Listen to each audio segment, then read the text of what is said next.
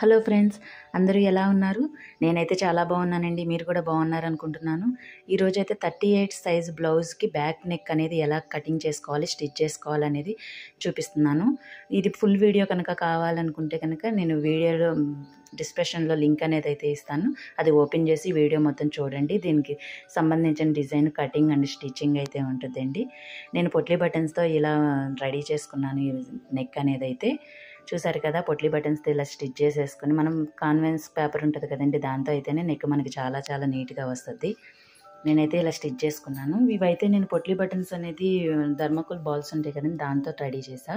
నార్మల్గా క్లాత్తో కూడా మనం పెట్టుకోవచ్చు.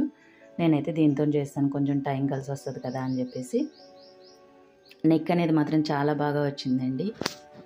ఇలా నేనైతే స్టిచ్చింగ్ అనేది అయితే చేస్తానండి. దీనికైతే నేను బ్యాక్ సైడ్ అయితే చిన్న ఫ్లవర్ అనేది ఇచ్చేసి లుక్ అయితే చాలా బాగుంది. బ్లౌజ్ అనేది చాలా చాలా బాగుంది. నా వీడియో కనుక నచ్చినట్లయితే లైక్ చేయండి, సబ్స్క్రైబ్ అయితే చేయండి తప్పకుండా. Thank you for watching.